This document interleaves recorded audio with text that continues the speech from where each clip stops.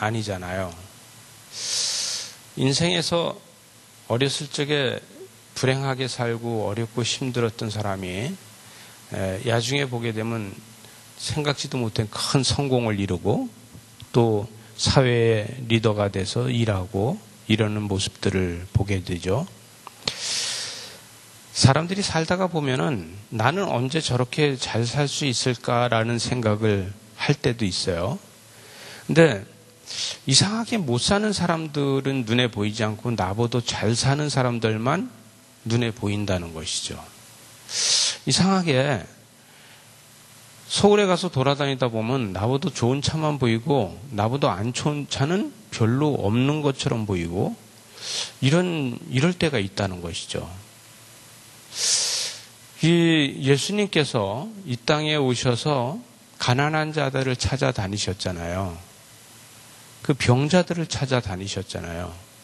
근데 우리는 계속해서 성공한 사람들만 찾아다니게 되더라고요. 저부터도 성공한 사람들을 찾아다니고 성공한 사람들을 롤모델로 삼으려고 그렇게 인생을 살게 되더라고요. 오늘 말씀을 연역적으로도 안 하고 귀납적으로 안 하고 연역적으로도 한다 그러면은 우리는 예수 믿어서 성공했는가? 이렇게 이야기할 수 있어요. 또 하나는 우리의 마음은 예수를 믿고 있는데 우리의 심령은 어떠한 상태인가? 우리 심령이 지금 어떤 상태로 다 되어 있는가 한번 생각을 해볼 수 있어요. 우리의 마음과 우리 교회가 같고 우리 교회가 세상하고 똑같다 이렇게 볼 수 있잖아요. 왜 예수님은 40일 동안 광야에서 금식을 하시고 그리고 사단한테 시험을 받으셨을까? 이렇게 생각할 수 있어요. 또 하나는 왜 광야로다가 성령께서는 예수님을 시험으로 내모르셨을까?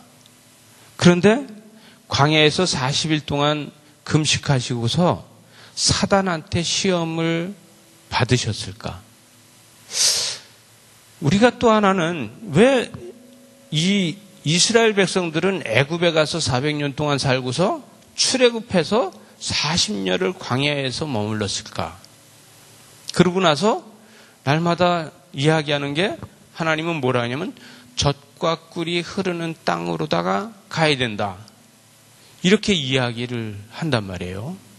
근데 이스라엘 백성들이 아침에 분명히 만나를 주워다가 먹고 나서도 과거에 애굽에서 종살이 할 때 고기 먹던 생각을 하고 가마솥에서 고기 꺼내 먹던 생각을 한단 말이에요. 우리는 지금 예수를 믿으면서도 우리 삶 속에서 우리 마음이 항상 우리라고 해서 죄송합니다. 나는 그렇지 않은데 왜 우리라고 나까지 같이 집어넣나 이렇게 이야기할 수 있으니까 저는 내 마음이 날마다 광야 같아요. 내 마음은 날마다 광야라서 한쪽에서는 성령께서 인도하심이 있고 한쪽에서는 사탄의 유혹을 받아요. 이 제 마음이 광야 같은 마음을 가지고 있다 보니까 사탄도 마음대로 들어오고 성령님께서도 들어오시고 이런 역사를 만들어 가더라고요. 그래서 예수님이 40일 동안 금식하신 것이 우리 백성들, 우리들의 예수 믿는 사람들의 너희들의 마음이 광야 같아. 이렇게 말씀하시는 거 아닐까? 광야에 성령께서 광야로다가 예수님을 내모시는 것은 내 마음이 광야 같은 이 마음 속에 예수 그리스도를 성령께서 집어넣으시는 게 아닐까? 이런 생각을 하게 돼요. 여러분, 우리 마음이 광야인데 이 광야에 성령께서는 네 마음이 광야인데 거기에 예수 그리스도가 들어가야 돼 하고 예수 그리스도를 광야로다가 밀어내신다는 얘기죠. 여러분, 우리는 때에 따라서는 광야에서 우리는 척박한 삶을 살고 있는데 우리 속에 예수 그리스도를 성령께서 밀어넣으시면서 말씀이 역사가 일어나야지만 그곳이 살아난다는 것이에요. 우리의 마음이 날마다 광야로 다 있으면서 우리가 살아나지 못하는 것은 예수 그리스도가 광야에 없으면 살아나지 못하는 거예요. 그죠?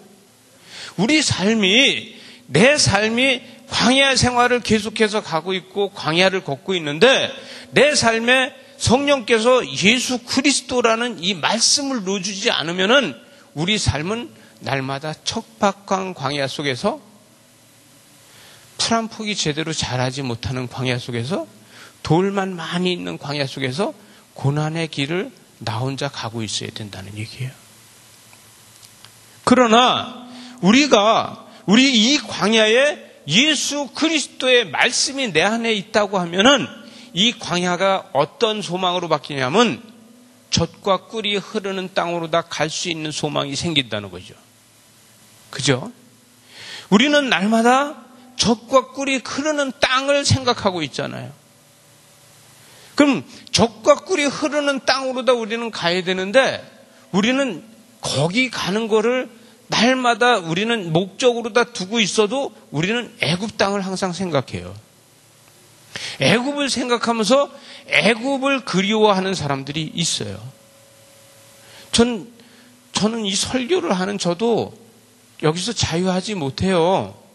여러분, 내가 왜 이 짓을 왜 지금 계속 하고 있지? 이렇게 생각할 수도 있어요. 이 풀을 내가 계속 뽑아야 되나? 이렇게 생각할 때도 있어요. 여러분, 그러나 내가 말씀이 꿀처럼 다를 때가 있고 이거 교회에서 왜 계속해서 이 성경을 읽으라 그래? 이럴 때가 있어요. 그죠? 아니, 읽어도 안 읽어지고 읽어도 은혜가 안 될 때도 있어요. 왜?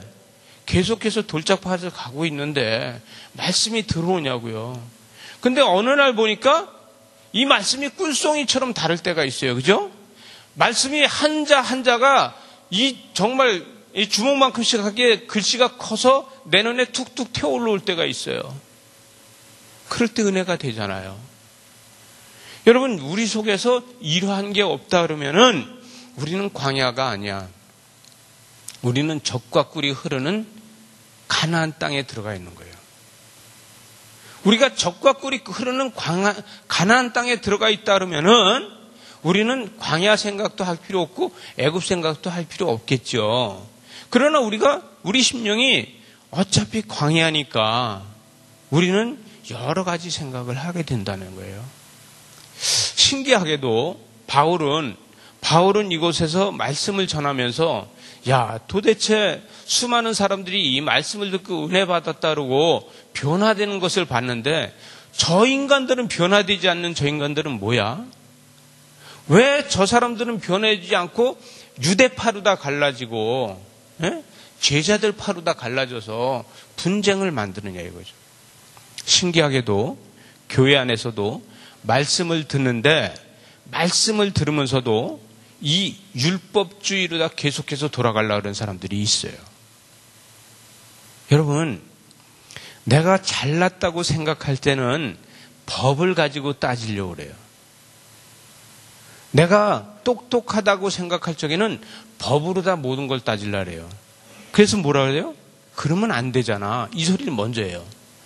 우리가 목적으로 다 먼저 얘기하면서 그건 안 되잖아. 그건 틀렸잖아. 그건 잘못된 거잖아. 이 이야기를 먼저 해요. 근데 예수 그리스도의 마음이 나한테 있다? 말씀이 내 안에서 살아서 역사한다?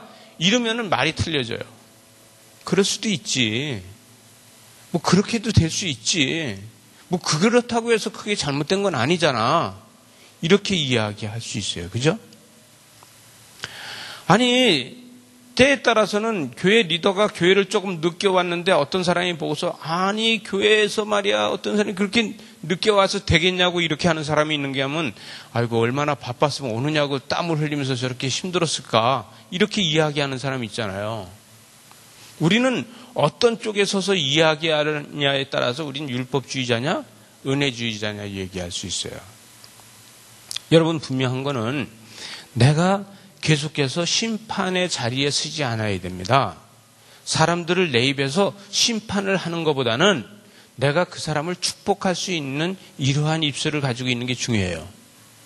그죠? 여러분 그게 안 될지는 피해 가세요. 바울이 그게 안 될지 피해 갔어요. 은혜 받은 사람들이 많이 있는데 은혜 받은 사람들이 많이 있지만 바울을 계속 핍박하는 사람들이 생기니까 그 자리를 피해 갔어요. 여러분, 우리는 그 자리에 서서 끝까지 내가 잘났다고 하고 내가 그것을 책임지고서 해결하려고 그러다 보면 해결이 절대로 안 돼요. 해결이 안 되는 거는 나 때문에 해결이 안 되는 거예요. 상대방 때문에 해결이 안 되는 게 아니라 제가 거기에서 이래서는 안 되지 않느냐는 얘기를 계속 하고 있으면 그게 해결이 안 되는 거예요. 그러나 바울처럼 힘들고 어렵더라도 참고 자리를 옮겨가면은 그게 해결된다는 것이죠. 여러분 이건 뭘 얘기하면 바울이 옮겨가는 거는요. 물론 바울이 이방인의 사도로서 성령께서 옮겨가게 했다 이렇게 얘기할 수 있어요. 그죠? 성령께서 바울을 이방인의 사도로다 부르셨기 때문에 이 정도 복음을 전하면 또 옮겨가게 하셨다 이럴 수 있어요. 그러나 바울은 분명한 건 뭐냐면은 하나님이 살아 계시다는 걸 알고 있다는 거예요. 그러면 내가 하는 것보다 하나님께서 해결하는 게 더 확실하게 해결할 수 있다는 것을 알고 있다는 거예요. 여러분 성령께서 역사하실 거라는 걸 알고 있으면 자리를 피해야지만 성령께서 그 자리에 역사하십니다. 근데 내가 율법을 가지고 계속해서 그게 아니라고 하면은 절대 그 자리에 성령이 역사하지 않는다는 거예요. 또 하나는 우리는 피하지 않고 성령이 역사하시는 자리에 같이 동참할 수 있는 게 중요해요. 여러분 은혜는 같이 받아야 돼요. 다른 사람이 은혜를 받는 거를 구경하고 있는 사람이 되지 말라는 얘기예요. 바울이 전하는데 은혜를 받지 못하는 사람들이 그 사람들이 당을 짓게 되고 사람들을 충동질하게 되고 이렇게 되는데 그것이 아니라 은혜 받는 자리에 같이 은혜 받기 위해서 할 수 있어야 된다는 얘기죠.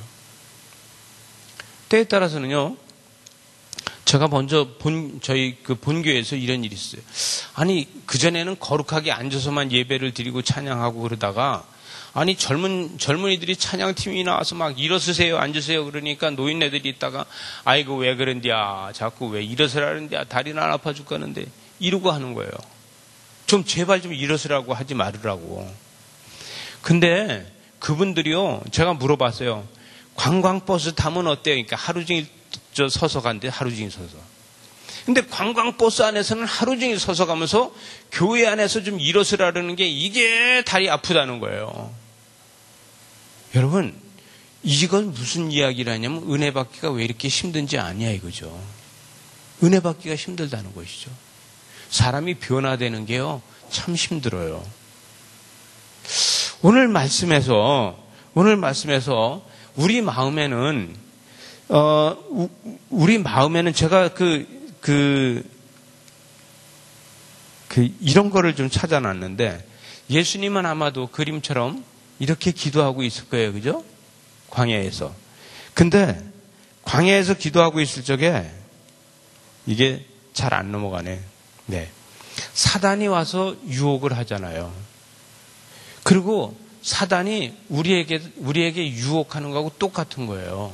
그러면 우리 삶을 예수 그리스도가 먼저 본으로다 보여주셨는데 여러분이 기도하고 났는데 예를 들어서 작정 기도를 했다든가 이럴 적에 사단이 먼저 여러분한테 응답처럼 갖다 주는 경우가 있어요. 그거를 조심해야 돼요. 저는요 그것 때문에 아주 반 죽다 살았어요. 아니 그것도 어떤 목사님 통해서 어떤 장로님 통해서 갖다 주는 거예요. 그래갖고 그게 진짜 응답인지 알고 그거에 순종하려고 그랬어요. 그러다가요 제가요 재판까지 가는 일이 생겼어요. 반 죽다 살았어요. 여러분 삶에서 기도하고 났는데 이것이 진짜 사단이 역사하는 건지 이것이 성령의 역사인지는 우리가 민첩하게 조금 더 기다려야 돼요. 예수님이 40일 금식하고 나왔을 적에 성령 충만하고 은혜 충만하고 눈에 은혜만 보여요. 이럴 때 돌로다 떡을 만들어 먹으라 할 때 돌을 떡 따라 그러면 떡이 되는 거예요. 그죠? 그러나 그거 사단이 하는 짓이라는 걸 알고서 안 하는 건 뭐냐면, 여러분 우리가 기도원에 가서 기도하고 내려왔다든가 아니면은 21일 작정 기도를 했다든가 뭘 했을 적에 그 다음에 사단이 나한테 갖다 주는 게 뭔지를 먼저 분별할 수 있어야 돼요. 여기서 속아가지고 기도하고 나서 그 기도 다 까먹을 때가 수도 없이 많아요. 그림이 별로 좋은 것 같지 않아서 감동을 안 해서 제가 그림을 하나 더 19세기에 세펠린이라는 사람이 그린 거를 하나 더 좀 어제 저녁에 이거는 그 르브르 박물관에서 제가 다운받아 온 거예요. 그래서 눈이라도 즐거우시라고. 여러분, 예수님만 사단이 이렇게 유혹하는 게 아니라 우리도 수도 없이 유혹하고 있다는 것이죠. 그러면 바울 사도가 두 사람이서 이 바나바하고 둘이서 말씀을 전할 적에 이 말씀을 전하는 가운데서 사단이 역사하고 있다는 거예요. 여러분, 교회 안에서 사단이 역사하지 않는지 아세요? 교회 안에서도 사단이 역사해요. 근데 교회 안에서 사단이 역사하는데 거기 시험이 들어가지고 뭐라 그러냐면 나가서 교회가 왜 그러냐 그래요. 교회가. 시험은 교회가 드는 게 아니라 본인이 시험 드는 거예요. 여러분, 그래서 예수님은 뭐냐면 시험 들지 않게 깨어 있으라 그래요. 우리는 시험에 들지 않고 깨어 있어야 되는데 그게 힘들더라는 얘기죠. 왜? 시험에 들지 않고 깨어 있으려면 우린 율법을 가지고서 이야기를 하지 말고 은혜를 가지고 이야기를 해야 돼요. 또 하나는 말씀 속으로 다 계속해서 들어가야 돼요. 말씀이 나한테 뭐라고 이야기하는지 들어봐야 돼요. 우리 교회는 1년에 통독을 2번 하는 교회잖아요. 그러면은 우리가 대책이 없을 때 있어요. 성도들이 무슨 이야기를 할 때 대책이 없을 수 있어요. 그러면은 오늘 통독을 가지고 한번 같이 읽어보자. 그리고 오늘 말씀 통독을 같이 한번 읽어보는 거예요. 그럼 성경이 나한테 뭐라고 이야기하는지 그 이야기를 같이 읽어보면은 그 성경이 분명하게 답을 이야기해줘요. 신기하게도 성경에서 답을 얻는 것이 진짜지 내가 아무리 권면을 잘한다고 해도 그 권면이 그 사람이 설득 못 시켜요. 다시 이야기하면은 성령께서 그 사람을 설득해야지 사람이 설득해갖고 설득이 안 되더란 얘기죠. 여러분, 교회 안에서는 은혜 받은 사람이 있고 은혜 받지 못한 사람이 있어요. 근데 은혜 받지 못한 사람들을 배척하면 안 돼요. 은혜 받은 사람이 은혜 받지 않은 사람을 배척하면요, 그 사람은 계속해서 은혜를 못 받게 돼요. 제가 우리 교회에서 은혜 받은 사람이 은혜 받지 못한 사람이 막 뭐라고 해가지고 시험이 들었어요. 그래서 제가 전화해갖고 뭐라 그랬냐면 은혜가 많으면 많을수록 핍박은 더 심하다. 은혜가 많을수록 핍박은 더 심하니까 그런지 알고 그냥 맞아라 그랬어요. 왜? 은혜가 있다 그러면 예수님의 십자가를 지고 가시는 걸 나도 십자가를 지고 따라가는 거다. 예수님이 십자가를 지고 가는 거를 나는 나의 십자가를 지고 주님을 따라가는 것은 나는 핍박을 받는 거다. 그러니까 내가 은혜가 많으면 많을수록 나는 더 아프게 맞는 것이다. 이렇게 이야기했어요. 여러분, 교회 안에서 시험 드는 것도요, 때에 따라서는 그 시험이 내가 은혜가 있어서 시험 드는 거로구나 이렇게 생각할 수 있어요. 여러분, 그렇게 고난을 이기시기 바랍니다. 때에 따라서는 그 고난 때문에 넘어져요. 제가 옛날에요, 어떤 장로가 시험이 들어가지고 목사라고 말을 안 해요. 목사님이라고도 안 하고 목사라고도 말을 안 해요. 그 뒤에다 한자 더 붙여서 말을 해요. 그렇게 이야기를 하면서 난 교회를 떠날 거라는 거예요. 그래서 제가 그랬어요. 떠나서 다른 교회에 가도 그 교회에 가도 시험은 마찬가지로 있다. 그러니 그 교회에 가서 더 시험을 더 받지 말고 여기서 이 시험이 끝나거든 가라. 그렇게 해서 그 장로가 지금도 그 교회 장로를 하고 있어요. 때에 따라서는 우리는 사람들이 그 시험 들었을 때 그 사람을 어떻게 해줄 거냐, 내가 해결해 주는 건 절대 못해요. 그럼 뭐 할 수 있느냐? 예수 그리스도께서 할 수 있는 거예요. 여러분, 예수 그리스도께서는 우리 보고 뭐라 그래? 동반성장하자 그래요. 예수 그리스도께서는 우리 보고 뭐라 하냐면 같이 가자 그래요. 내가 너의 십자가를 지고 나를 따라오라는 것은 동반성장이에요. 같이 가자 이거예요. 같이 가자. 여러분, 여러분의 십자가는 어떻게 생겼나요? 여러분의 십자가는 어떤 모양으로 생긴 십자가를 가지고 있나요? 여러분, 여러분과 저가 가지고 있는 십자가는 여러분이 어떤 모양의 십자가를 내가 가지고 있는지 여러분 조용할 때 한번 그려보세요. 어떤 십자가를 가지고 내가 주님을 따라가고 있는지 한번 그려보면은 여러분 때에 따라서는 내가 목에다 걸 수 있는 십자가를 가지고 있는지, 주머니에다 넣고 다닐 십자가를 가지고 있는지, 내 가슴에다가 넣고 있는 십자가를 가지고 있는지, 내 어깨에다 짊어지고 가는 십자가를 가지고 있는지, 여러분 분명한 거는 바울은 자기도 십자가를 지고 갔다는 거예요. 바울은 자기의 십자가를 지고 지금 선교 여행을 가고 있는 거예요. 그죠? 그럼 우리도 인생에서 우리는 지금 분명히 우리 마음이 광야야. 우리의 마음도 광야고 우리의 교회도 광야예요. 그럼 여기에는 말씀이라는 은혜가 있고 사단의 역사도 있어요.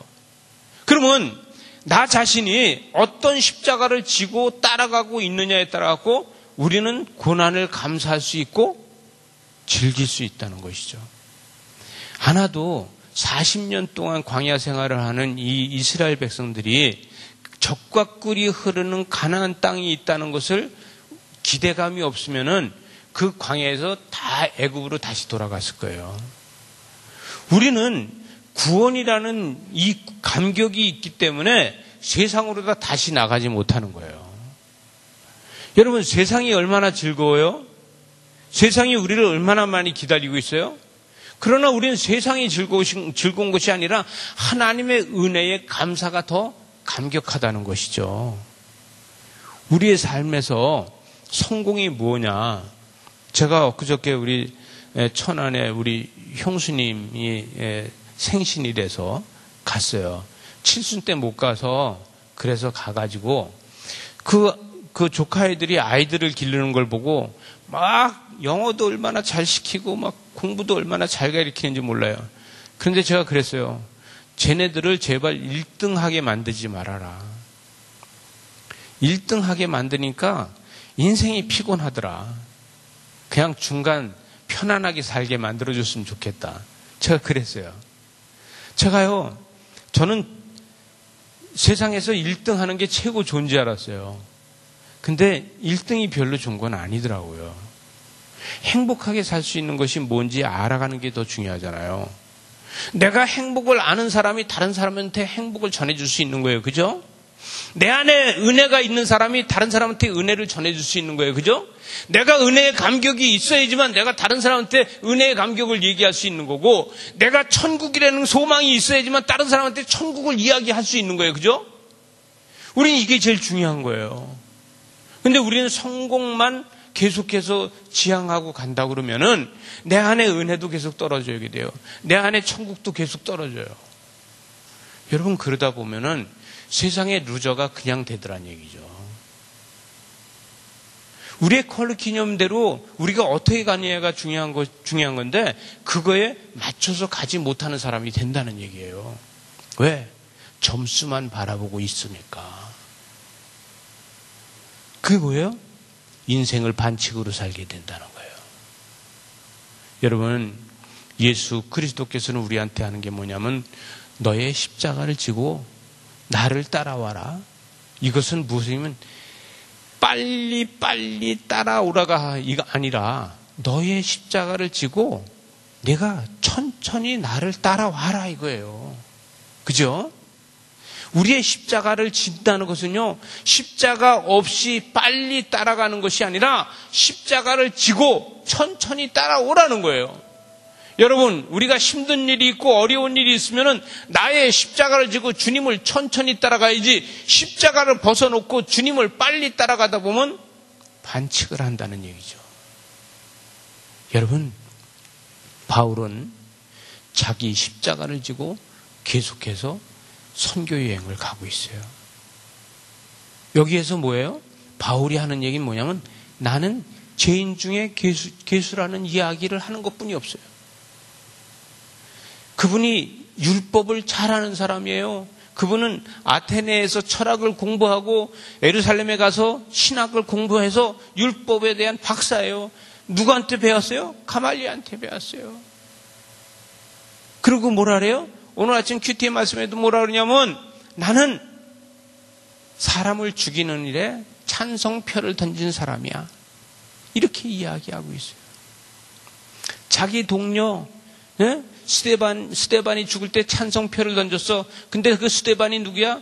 나하고 같이 가말리엘한테 같이 공부한 사람이야. 근데 그 사람 죽이는데 내가 찬성표를 던진 사람. 그러나 지금은 내 안에 은혜만 있기 때문에 내 십자가를 지고 주님만 따라가고 있어. 여러분, 바울이 가는 건 바로 그것을 이야기하는 거예요. 우리한테 오늘의 교훈은 뭐예요? 내가 지금 여길 떠나야 되느냐? 말씀을 따라서 순종할 수 있어야 된다는 얘기죠. 우리가 복음을 전하는 거에 대해서 우리는 말씀을 따라서 옮겨갈 수 있어야 된다는 얘기예요. 우리는요, 세상 것에서 믿음의 자리로 다 옮겨갈 수 있어야 돼요. 여러분, 우리는 세상 것에서 성공지향적으로 다 가다가 보면요, 믿음의 자리로 다 옮겨가지 못해요. 은혜의 자리로 다 옮겨가지 못해요. 하나님이 역사하는 자리로 다 옮겨가지 못해요. 우리는 거룩한 자리로 다 옮겨갈 수 있는 저와 여러분이 되시기 바랍니다. 삶에서 거룩한 자리로다가 날마다 옮겨가는 연습을 한다는 것은 나의 십자가를 지고 주님을 따라가는 것입니다. 기도하세요.